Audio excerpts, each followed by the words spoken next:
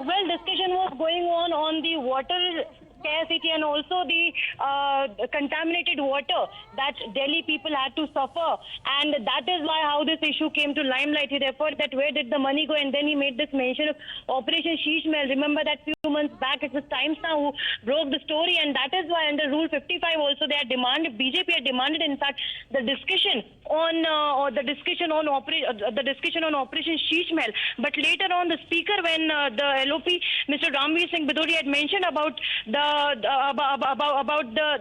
things that they have to put forward in the assembly, 11 major topics that they wanted to discuss.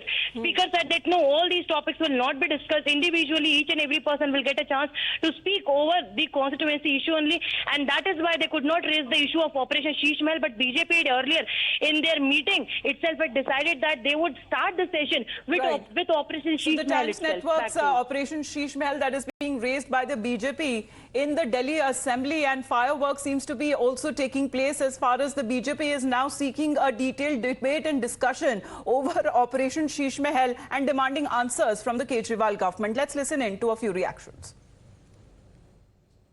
आज दिल्ली विधानसभा में अरविंद केजरीवाल के घर यानी कि शीश महल का मुद्दा भी उठने वाला है और इसके लिए नियम 55 के तहत नोटिस भी अभय वर्मा की तरफ से दे दिया गया है। साथ ही ओपी शर्मा हमारे साथ हैं।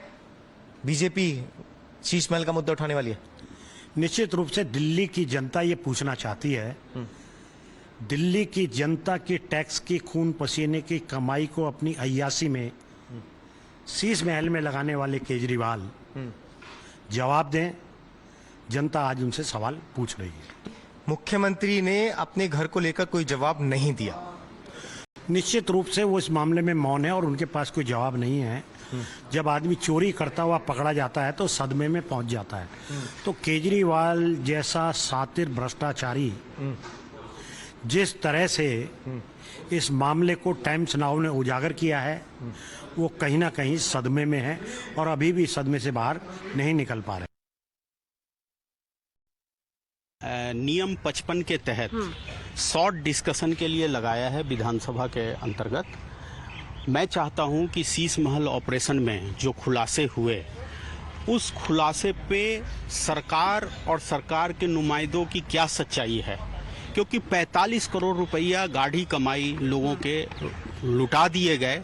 और सबसे दुखद है कि इतना बड़ा खर्चा मुख्यमंत्री के निवास पे किया गया, रेनोवेशन के नाम पे नई बिल्डिंग बनाई गई और विधानसभा से पास ही नहीं हुआ। तो कहीं ना कहीं एक बेईमानी दिल्ली की जनता के साथ किया गया, ये सत्य को मैं विधानसभा में लाना चाहता था।